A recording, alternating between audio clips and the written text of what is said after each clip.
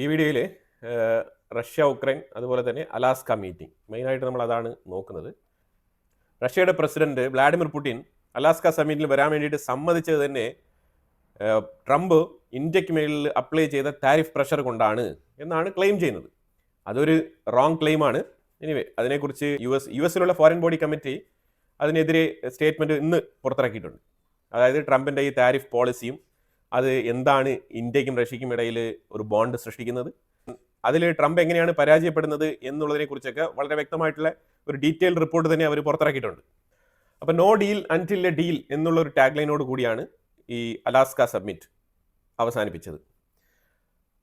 അപ്പോൾ ഇത് അങ്ങനെ വരാനുള്ള കാരണം വെച്ചാൽ പുടിൻ വളരെ വ്യക്തമായിട്ട് ധരിപ്പിച്ചിട്ടുണ്ട് എന്താണ് അവർക്ക് വേണ്ടത്. പ്രത്യേകിച്ചും അവർ പറഞ്ഞിട്ടുള്ളത് അവരുടെ സെക്യൂരിറ്റി ത്രെട്ട്, അതാണ് മെയിൻ ആയിട്ടുള്ള ഒരു ഇഷ്യൂ ആയിട്ട് പറഞ്ഞിരിക്കുന്നത്. പിന്നെ ഇതിൻ്റെ ചരിത്രപരമായിട്ടുള്ള കാര്യങ്ങളെല്ലാം തന്നെ എക്സ്പ്ലെയിൻ ചെയ്തുകൊണ്ട് വളരെ വിശദമായിട്ടുള്ള ഒരു മീറ്റിംഗ് ആണ്, ഒരു 3 മണിക്കൂർ നീണ്ടു നിന്ന മീറ്റിംഗ് ആണ് പുടിനും ട്രംപും തമ്മിൽ നടത്തിയത്.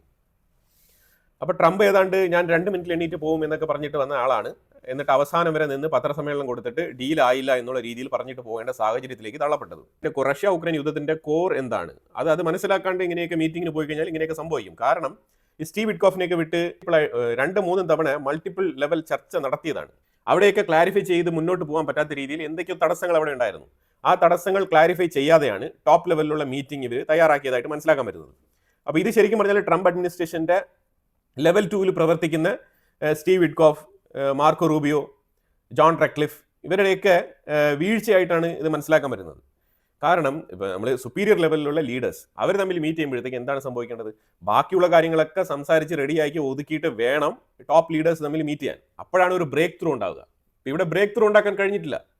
ഇത് ട്രംപിന്റെ പരാജയമായിട്ട് യു എസിന്റെ ഉള്ളിൽ വിലയിരുത്തപ്പെടുന്നുണ്ട്. ഇനിയിപ്പോൾ നെക്സ്റ്റ് മീറ്റിംഗിന് വേണ്ടിയിട്ടുള്ള ഒരു ഹോപ്പ്, ഒരു വിൻഡോ ഓപ്പൺ ചെയ്തിട്ടുകൊണ്ടാണ് ഈ ഒരു മീറ്റിംഗ് അവസാനിപ്പിച്ചിരിക്കുന്നത്. അപ്പോൾ ഇതിനകത്ത് വളരെ വ്യക്തമായിട്ട് പുടിൻ പറയുന്നുണ്ട്, നാറ്റോയെ കുറിച്ച് വളരെ കൃത്യമായിട്ട് സംസാരിക്കുന്നുണ്ട്. നാറ്റോയുടെ പോയിന്റുകൾ എവിടെയൊക്കെയാണ്, നാറ്റോ ഏത് രീതിയിലാണ് റഷ്യക്ക് ഭീഷണിയായിട്ട് മാറുന്നത്, ഈ യൂറോപ്യൻസും നാറ്റോയും ചേർന്ന് ഉക്രൈനുമായിട്ടുള്ള ആ ഒരു ടൈപ്പ്, ഇവർ ഏത് രീതിയിലാണ് റഷ്യയെ പോർട്രേ ചെയ്യാൻ ശ്രമിക്കുന്നത്, എന്ത് നേട്ടത്തിന് വേണ്ടിയിട്ടാണ് ഇവരിത് ചെയ്യുന്നത്, നാറ്റോയുമായിട്ട് ബന്ധപ്പെട്ട ഒരു രീതിയിലുള്ള അലയൻസോ ഒരു മൂവ്മെന്റോ ഒരു ഫ്യൂച്ചർ ജോയിനിങ് റിക്വസ്റ്റോ ഇങ്ങനെ ഒന്നും തന്നെ ഉക്രൈൻ്റെ സൈഡിൽ നിന്ന് ഉണ്ടാവാൻ പാടില്ല എന്നുള്ളത് വളരെ വ്യക്തമായിട്ട് പറയുന്നുണ്ട്. പിന്നെ അതിലുപരിയായിട്ട് ട്രംപിന്റെ ബിസിനസ് സൈഡ് വളരെയധികം സ്ട്രെസ് ചെയ്ത് സംസാരിക്കുകയുണ്ടായി. യു എസുമായിട്ട് ട്രേഡ് റിലേഷൻഷിപ്പ് വെച്ച് കഴിഞ്ഞാൽ റഷ്യക്ക് വളരെ നല്ലതാണ് എന്നുള്ള നിലയിലൊക്കെയുള്ള ചർച്ചകളൊക്കെ ഉണ്ടായി. അതൊക്കെ വേറൊരു പാർട്ടാണ്. ഇവിടെ പുടിൻ വളരെ സ്ട്രോങ് ആയിട്ടുള്ള നിലപാടാണ് എടുത്തിരിക്കുന്നത്. അതായത് ഒരു രീതിയിലും ഇപ്പൊ ട്രംപ് എന്ന് പറഞ്ഞാൽ തന്നെയും എൻ്റെ രാജ്യത്തിന്റെ സെക്യൂരിറ്റിക്ക് വിരുദ്ധമായിട്ടുള്ള കാര്യങ്ങളൊന്നും ഞാൻ ചെയ്യില്ല എന്നുള്ള നിലപാടാണ് പുടിൻ എടുത്തിരിക്കുന്നത്. അതിനുള്ള കാര്യകാരണങ്ങൾ സഹിതം വ്യക്തമായിട്ട് പറഞ്ഞു മനസ്സിലാക്കിയിട്ട് പോയിട്ടുണ്ട്. ഇനി ഇത് ട്രംപിന് മനസ്സിലായോ എന്നുള്ളത് നമുക്കറിയത്തില്ല. നിലവിൽ പുടിൻ തൊട്ടടുത്ത് നിൽപ്പുണ്ട്. അപ്പോൾ അതുകൊണ്ട് പുള്ളി വളരെ മാന്യമായിട്ടുള്ള സ്റ്റേറ്റ്മെന്റുകളൊക്കെ പറഞ്ഞിട്ടാണ് പോയിരിക്കുന്നത് ട്രംപ്. ഇനിയിപ്പം നമ്മൾ ഇതിനു മുമ്പുള്ള വീഡിയോയിൽ തന്നെ പറഞ്ഞിട്ടുണ്ടായിരുന്നു, ട്രംപ് പറയും ഇതുപോലെ പുടിൻ വണ്ടർഫുൾ പേഴ്സൺ, ഞങ്ങൾ തമ്മിൽ ഭയങ്കരമായിട്ടുള്ള റിലേഷൻഷിപ്പ് ഉണ്ടായിരുന്നു, ഇപ്പോഴും അത് തുടരുന്നുണ്ട്. അതുപോലെ തന്നെ ഞാൻ നാറ്റോയെ വിളിക്കും, അടുത്ത് ഉക്രൈനിലെ സെലൻസ്കിയെ വിളിക്കും, യൂറോപ്യൻ യൂണിയനെ വിളിക്കും, ഇവരെല്ലാം വിളിച്ച് കാര്യങ്ങളൊക്കെ എക്സ്പ്ലെയിൻ ചെയ്യും, നെക്സ്റ്റ് ലെവലിൽ നമുക്ക് എന്ത് ചെയ്യാം എന്നുള്ളതിനെ കുറിച്ചുള്ള ഡിസ്കഷൻ ചെയ്യും, എന്നിട്ട് സെക്കൻഡ് റൗണ്ട് മീറ്റിംഗ് വെക്കും എന്നാണ് പറഞ്ഞിരിക്കുന്നത്. അപ്പോൾ സെക്കൻഡ് റൗണ്ട് മീറ്റിംഗിൽ അപ്പോൾ ആ സമയത്ത് പുടിൻ ഉടനെ തന്നെ പറഞ്ഞത് നെക്സ്റ്റ് മീറ്റിംഗ് മോസ്കോയിലാവാന്നാണ് പറഞ്ഞിരിക്കുന്നത്. അപ്പോൾ അതിന് എസ് എന്നോ നോ എന്ന് പറഞ്ഞിട്ടില്ല, പക്ഷേ പോസിറ്റീവ് റെസ്പോൺസ് തന്നെയാണ് കൊടുത്തിരിക്കുന്നത് ട്രംപ്. അതിൻ്റെ പോസിബിലിറ്റീസ് നോക്കാം എന്നുള്ള രീതിയിൽ. അപ്പോൾ അടുത്ത മീറ്റിംഗ് മിക്കവാറും മോസ്കോയുടെ ഉള്ളിൽ വെച്ചിട്ട് നടത്താനുള്ള സാധ്യത വളരെ കൂടുതലാണ്. ഇന്ന് മുതൽ വീണ്ടും റഷ്യയും ഉക്രൈനും തമ്മിൽ നല്ല രീതിയിലുള്ള ആക്രമണങ്ങൾ തുടരും എന്നാണ് മനസ്സിലാക്കാൻ പറ്റുന്നത്. ഇന്നലെ തന്നെ നല്ല രീതിയിലുള്ള ആക്രമണങ്ങൾ ഉണ്ടായിരുന്നു. അപ്പോൾ അതിനെ തന്നെ ഗ്ലോബലി തന്നെ ഡിസ്റെസ്പെക്ട്ഫുൾ ആയിട്ട് പുടിൻ ഈ ഒരു അലാസ്ക സമ്മിറ്റിനെ കാണുന്നു എന്നുള്ള അലിഗേഷൻസ് ഒക്കെ വെസ്റ്റേൺ മീഡിയ അടിച്ചിറക്കിയിട്ടുണ്ടായിരുന്നു. അവരെപ്പോഴും പ്രൊപ്പഗൻഡയുടെ ആൾക്കാരാണ്. അപ്പോൾ അവർ ഈ ബ്ലൂംബർഗ് പോലത്തെ മാധ്യമങ്ങൾ, അതുപോലെ തന്നെ BBC പോലത്തെ മാധ്യമങ്ങളൊക്കെ റഷ്യക്കെതിരെ സ്റ്റേറ്റ്മെന്റ് പറഞ്ഞിട്ടുണ്ട്. പക്ഷേ കഴിഞ്ഞ 4-5 ദിവസങ്ങളായിട്ട് ഉക്രൈൻ തകൃതിയായിട്ട് മോസ്കോയ്ക്കുള്ളിൽ ആക്രമണം നടത്തുന്നുണ്ട്. അതിനെക്കുറിച്ച് ഒരു രീതിയിലുള്ള ഒരു സെന്റൻസ് പോലും പുറത്ത് വിട്ടിട്ടില്ല അവർ. പക്ഷേ അതേസമയം ഇന്നലെ റഷ്യ തകൃതിയായിട്ട് ഡിനിപ്രോ ഭാഗത്ത് നല്ല രീതിയിലുള്ള ആക്രമണങ്ങൾ നടത്തിയിട്ടുണ്ടായിരുന്നു. അതുപോലെ തന്നെ റഷ്യ ഒരു മിസൈൽ പരീക്ഷണം കൂടി നടത്തിയിട്ടുണ്ടായിരുന്നു. അതായത് ന്യൂക്ലിയർ വാർഹെഡ് ക്യാരി ചെയ്ത് പോകാൻ കേപ്പബിലിറ്റി ഉള്ള ഒരു മിസൈൽ പരീക്ഷണം. ചർച്ചയ്ക്ക് മുന്നോടിയായിട്ട് പുടിൻ ചെയ്ത ഒരു ഡിസ്റെസ്പെക്ട്ഫുൾ അപ്രോച്ചാണ്. പ്രൊഡക്റ്റീവായിട്ട് പീസ് ടോക്കിലേക്ക് നയിക്കേണ്ട ഒരു ചർച്ചയെ ഇതുപോലെ മിസൈൽ പരീക്ഷണങ്ങളൊക്കെ നടത്തിക്കൊണ്ട് ഉക്രൈൻ്റെ ഉള്ളിൽ കടുത്ത ആക്രമണങ്ങൾ നടത്തിക്കൊണ്ട് ഈ അലാസ്ക സബ്മിറ്റിനെ ഡിസ്റെസ്പെക്ട്ഫുൾ ആയിട്ട് ഡീൽ ചെയ്യുന്നതായിട്ടുള്ള വാർത്തകളാണ്, ആ പ്രൊപ്പഗൻഡയാണ് വെസ്റ്റേൺ മീഡിയ അവതരിപ്പിച്ചത്. വെസ്റ്റിന് എന്താണ് വേണ്ടതെന്നുള്ളത് വളരെ വ്യക്തമാണ്. എങ്ങനെയെങ്കിലും ഈ ഒരു ചർച്ചയെ സബോട്ടേജ് ചെയ്യാൻ വേണ്ടിയിട്ടുള്ള കംപ്ലീറ്റ് തീരുമാനങ്ങളും അവർ ഓൾറെഡി തന്നെ പ്ലാൻ ചെയ്ത് വെച്ചിട്ടുണ്ട് എന്നുള്ളതാണ് മനസ്സിലാക്കേണ്ടത്. ഇനി ഉക്രൈൻ്റെ ഭാഗത്ത് നിന്ന് എന്താണ് റെസ്പോൺസ് വരാൻ പോകുന്നത്? ഇപ്പോൾ ഈ ചർച്ച പീസ് ഡീലിൽ എത്തുന്നില്ല. പീസ് ഡീലിൽ എത്തില്ല എന്നുള്ളത് 99.99% എല്ലാവർക്കും അറിയാവുന്ന കാര്യമാണ്. ഇനിയിപ്പോൾ അടുത്ത നമ്മൾ ഇന്ത്യയുടെ സൈഡിലേക്ക് വന്നു കഴിഞ്ഞാൽ ഇനിയിപ്പോൾ ഇതിന്റെ പേരിൽ ട്രംപ് ഇന്ത്യക്ക് താരിഫ് ഇടുമോ അഡീഷണൽ എന്ന് ചോദിച്ചു കഴിഞ്ഞാൽ ഇതുവരെ കാര്യങ്ങൾ ആ രീതിയിൽ നീങ്ങിയതായിട്ട് ഒരു വാർത്തകൾ വന്നിട്ടില്ല. പക്ഷേ ഇപ്പോൾ 27-നാണ് നമുക്ക് ഈ ഒരു 25% എന്ന് പറഞ്ഞ ഈ റഷ്യ ഓയിലുമായിട്ട് ബന്ധപ്പെട്ട ആ താരിഫ് ആപ്ലിക്കബിൾ ആവുന്നത്. ഇപ്പം നിലവിൽ 25% ആണ് നമ്മളുടെ താരിഫ്. ഓഗസ്റ്റ് 27 വരെ 25% നമ്മുടെ താരിഫ്. സർചാർജ് അതാണ് റഷ്യയുടെ ഓയിൽ ഇന്ത്യ പർച്ചേസ് ചെയ്യുന്നതിന്റെ പേരിൽ ഇന്ത്യക്ക് മേളിൽ ഇട്ടിരിക്കുന്ന സർചാർജാണ് 25%. അപ്പോൾ താരിഫ് പ്ലസ് 25% ഈ ഡ്യൂട്ടിയാണ് 27 മുതൽ ഇന്ത്യക്ക് ആപ്ലിക്കബിൾ ആവുന്നത്. ഇതിനെതിരെ ഡെമോക്രറ്റുകൾ നല്ല രീതിയിൽ പ്രഷർ ഇടുന്നുണ്ട് ട്രംപ് അഡ്മിനിസ്ട്രേഷന്റെ മേളിൽ. അത് ഇപ്പം ഇന്ത്യക്ക് വേണ്ടിയിട്ട് സപ്പോർട്ടായിട്ടല്ല, പക്ഷേ നിലവിലുള്ള പൊളിറ്റിക്കൽ സിനാരിയോ അനുസരിച്ചാണ് ഡെമോക്രറ്റുകൾ ഇതിനെ എതിർക്കുന്നത്. കാരണം റിപ്പബ്ലിക്കാണ് ഭരിക്കുന്ന പാർട്ടി, അപ്പോൾ അവരാണ് താരിഫ് അപ്ലൈ ചെയ്തിരിക്കുന്നത്. അപ്പോൾ അതിന്റെ ബേസിൽ അവർ മുന്നോട്ട് വരുന്നതാണ്.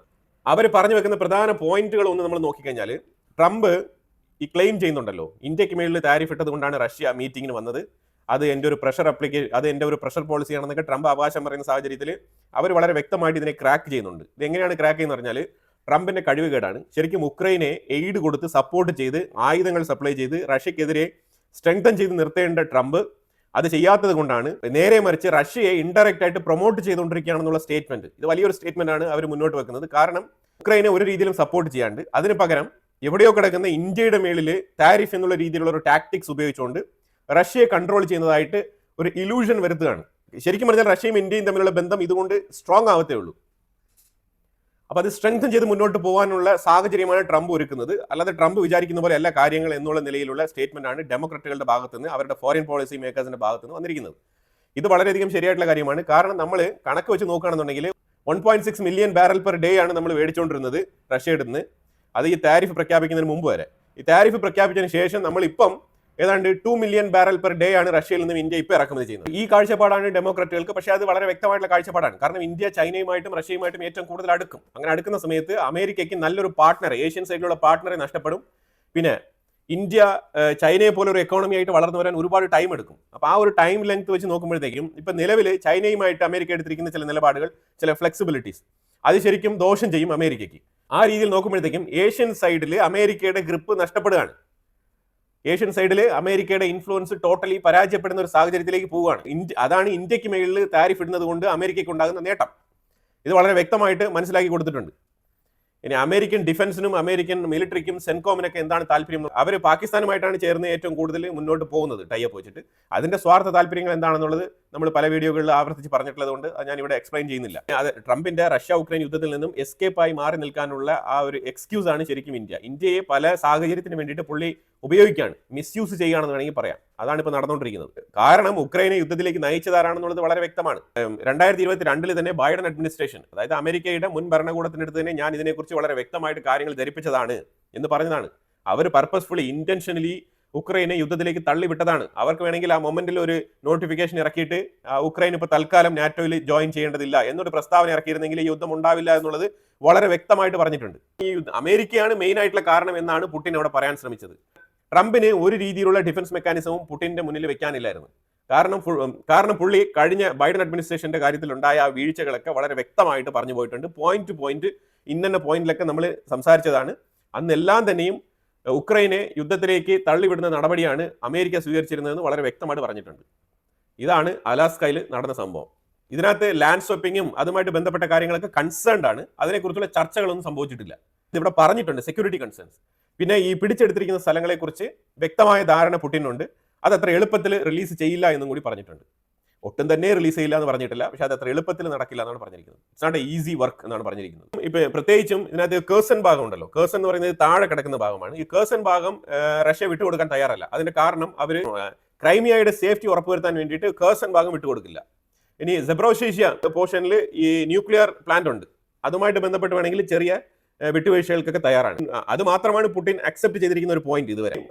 ബാക്കിയുള്ള കംപ്ലീറ്റ് ഏരിയ, ഡോണസ്ക് ആയിക്കോട്ടെ, ലുഹാൻസ്ക് ഒബ്ലാസ്റ്റ് ആയിക്കോട്ടെ, ഇതെല്ലാം തന്നെ വിട്ടുകൊടുക്കില്ല എന്നാണ് ഇതുവരെ പറഞ്ഞുകൊണ്ടിരിക്കുന്നത്. അതൊക്കെ നെഗോസിയേഷൻ പോയിന്റിലേക്ക് മുന്നോട്ട് വെക്കുന്ന പ്രതീക്ഷകൾ മാത്രമാണ്, അതിലുപരിയായിട്ട് ഒന്നുമില്ല. Pretty close to it. Now look, Ukraine has to agree to it. Maybe they'll say no. India doesn't buy your oil, the European 2-3 ആഴ്ചക്കെങ്കിലും താരിഫിനെ കുറിച്ചുള്ള ചർച്ചയില്ല, ഫർദർ ഇൻക്രിമെന്റ് ചെയ്യാനുള്ള പ്ലാനും ഇല്ല എന്നാണ് പറഞ്ഞു വെച്ചിരിക്കുന്നത് ഡൊണാൾഡ് ട്രംപ്. ഇത് താൽക്കാലികമാണ്. Why do I think that probably President Trump was thinking ahead that maybe if എന്തായാലും നിലവിലെ താരിഫിനെ കുറിച്ചുള്ള ഒരു അഭിപ്രായം ഇതാണ്. What happened today, I think I don't have to think about that. Now I may have to think about it in 2 weeks or 3 weeks or something, but we don't have to think about that right now. I think the meeting went very well. It's a historic day, and I know that. Yeah, I did. I did actually after our speeches. He made a very good speech, and I also finished it up. And afterwards, we spoke. Right after that, we spoke very sincerely. I think he wants to see it done. I want to see if we can get it done. It's not a done deal at all. They're going to set up a meeting now between President Zelensky and President Putin. And myself, I guess, I didn't ask you about it. Not that I want to be there, but I want to make sure it gets done. And we agreed on a lot of points. I mean, a lot of points we're agreed on. But there's not that. അപ്പോൾ എന്തായാലും ഇതിനെക്കുറിച്ചുള്ള അഭിപ്രായങ്ങൾ comment ബോക്സിൽ രേഖപ്പെടുത്തുക. കൂടുതൽ വാർത്തകളുമായിട്ട് അടുത്ത വീഡിയോയിൽ വരാം. Thank you so much.